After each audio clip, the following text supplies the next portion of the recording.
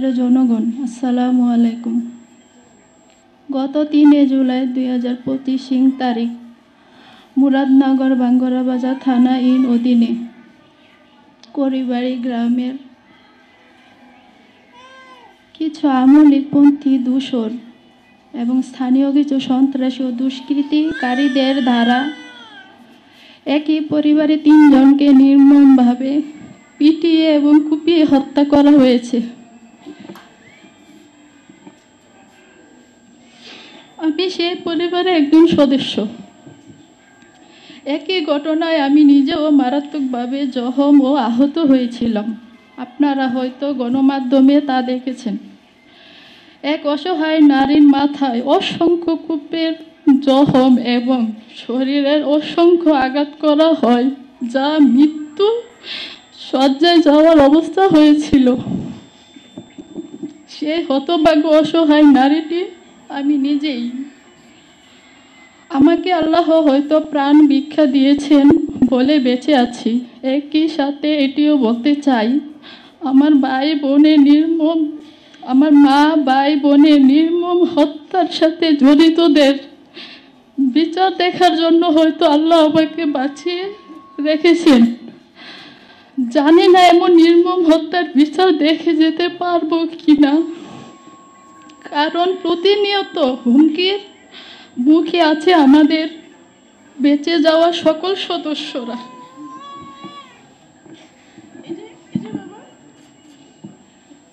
প্রিয় সাংবাদিক ভাইয়েরা, আপনাদের মাধ্যমে এই হত্যাকাণ্ডের কিছু কথা তুলে ধরা দরকার, যাতে বর্তমান সরকারের প্রধান উপদেষ্টা, আইন উপদেষ্টা ও স্বরাষ্ট্র উপদেষ্টার দৃষ্টি গোচর হয় এবং দেশবাসীর কাছে পরিষ্কার হয়। এখন আমরা ভুক্তভোগী হয়েও কিভাবে ন্যায় বিচার থেকে আমাদেরকে বঞ্চিত করা হচ্ছে, এমনকি বেঁচে থেকেও যেন আমাদের কাল হয়েছে। বিচার চাওয়ার তো অধিকারই নেই, উল্টো নিজেদেরই জীবন বাঁচাতে পালিয়ে বেড়াতে হচ্ছে। কারণ এই হত্যাকাণ্ডে শুরু থেকে মদত দিয়ে যাচ্ছে বর্তমান অন্তর্বর্তীকালীন সরকারের প্রভাবশালী উপদেষ্টা আসিফ মাহমুদের বাবা বিল্লাল মাস্টার।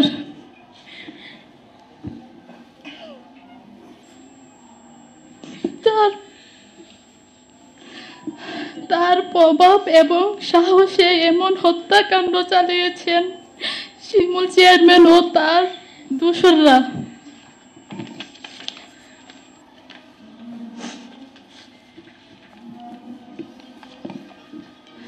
যেভাবে হত্যার পরিকল্পনা করা হয়, প্রথম পরিকল্পনা করে আমার মাকে মেরে ফেলার,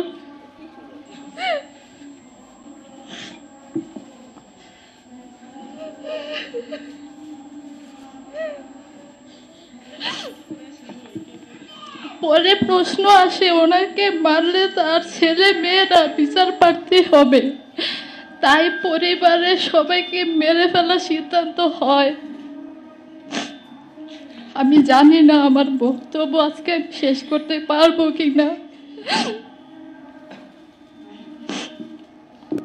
আমার মা একটি বিল্ডিং নির্মাণ করার কারণেই মূলত স্থানীয়দের প্রতি হিংসা শুরু হয়। 1 নম্বর শিমুল বিল্লাল চেয়ারম্যান চেয়েছিল আমাদের বিল্ডিং তার কাছে কন্ট্রাক্ট দিয়ে তার লোকদের মাধ্যমে কাজ করাতে। আমার মা তা করেননি, কারণ আমার বাবা ভাই বিদেশ থেকে অল্প অল্প টাকা পাঠিয়েছে, আর আমার মা সহ আমরা 3 বোন জুগালি দিয়ে 2-1 মিস্ত্রি রেখে আস্তে আস্তে কাজ করিয়েছি। তাই শিমুল বিল্লাল আনু মেম্বরের মাধ্যমে তার লোকজন দিয়ে কয়েকবার আমার মার কাছে চাঁদার জন্য পাঠায়। চাঁদা না দিলে আমার মাকে মেরে ফেলার হুমকি দেয় এবং আমাদের বাড়ির গ্লাস ও কারেন্টের মিটার ভেঙে ফেলা হয়। এ নিয়ে সে সময় ডিবিতে একটি অভিযোগ দাখিল করা হয়, কুমিল্লা ডিবি অফিস। সেই সময় থেকে শিমুল চেয়ারম্যানদের ছত্রছায়ায় গড়ে ওঠা একটি কিশোর গ্যাং নিয়ে গড়ে ওঠা ক্লাবের শরীফদেরও আমাদের পেছনে লেলিয়ে দেন পরিবারের।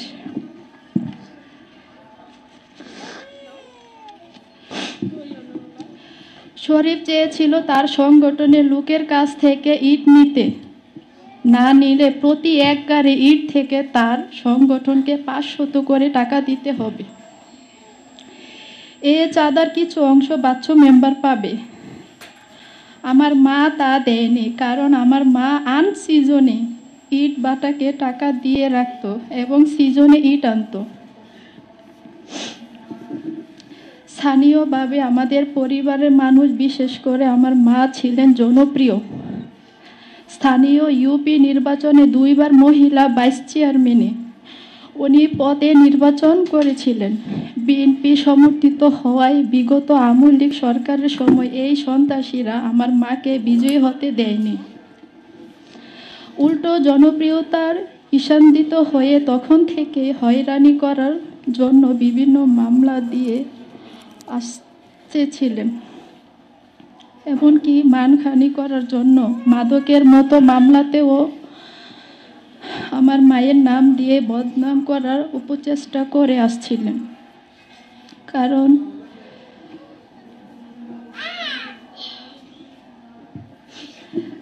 নির্বাচিত না হলেও এলাকার মানুষ তাদের যে কোনো বিপদ আপদ এবং যে কোনো বিষয়ে বিচার সালিশের জন্য আমার মায়ের কাছে আসতো, যা তাদের জন্য ছিল বড় ঈর্ষার কারণ।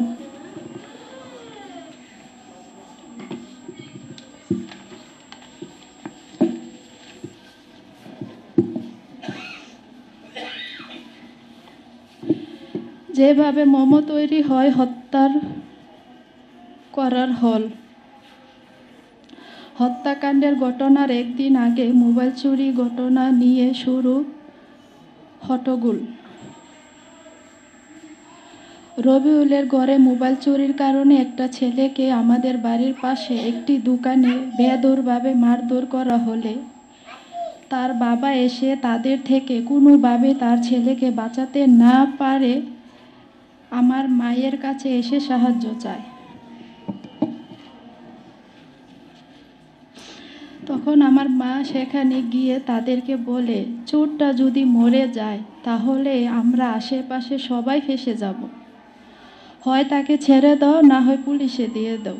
এই কথা বলার সাথে সাথেই সেখানে থাকা বাচ্চু মেম্বার শরীফ, বাসির, মুস্তফা, রফিক, আবু বক্কর, হারুন ডাক্তার, সজল, রুস্তম, শাহ আলম, রবিউলের ছেলে ও ভাতিজারা একযোগে বলে ওঠে, এই তুই চোরের পক্ষে নিছিস, তুই নিজেও চোর।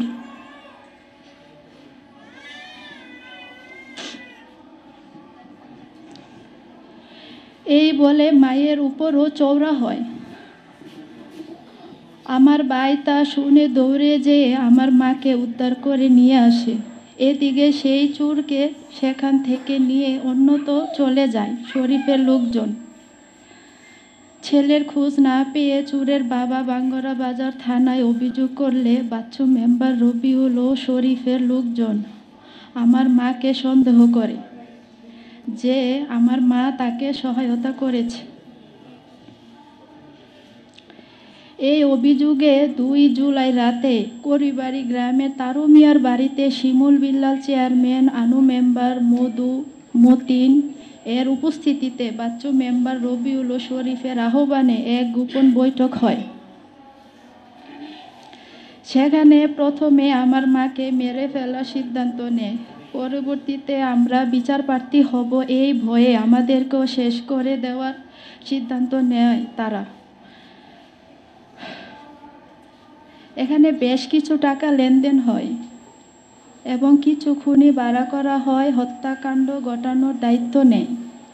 আনু মেম্বার, শরীফ, বাসির, রফিক, বাচ্চু মেম্বার, বাবু, মধু, রবিউল এবং রবিউলের ছেলে ও ভাতিজারা উপদেষ্টার বাবার কথা উল্লেখ করে মামলার দায়িত্ব নেন শিমুল বিল্লাল চেয়ারম্যান। শিমুল বিল্লাল মাস্টারের পারমিশন আছে, বিল্লাল মাস্টারের, যে উপদেষ্টা আসিফের বাবা, বিল্লাল মাস্টারের পারমিশন আছে জানিয়ে শিমুল চেয়ারম্যান বলেন, 20টা মামলা হলেও আমি দেখব। আর মিডিয়ার দায়িত্ব নেয় শরীফ, বাসির, রফিক, আবু বক্কর, মুস্তফা, বিল্লাল, জহির মেম্বার। সারা রাত তারা প্রস্তুতি নিয়ে সকল অস্ত্র শরীফের ফুফাতো বোন আমেরিকান প্রবাসী নাজমার বেগমের বাসায় রাখা হয় এবং পরের দিন ৩ জুলাই সকাল ৬টায় সন্ত্রাসী কায়দায় বারাটিয়া সন্ত্রাসী ও এলাকার চিহ্ন এই সন্ত্রাসীদের অংশগ্রহণের মাধ্যমে এই নির্মম হত্যাকাণ্ড ঘটায়। কি যে নির্মমভাবে ওরা আমার চোখের সামনে প্রথমে আমার মাকে,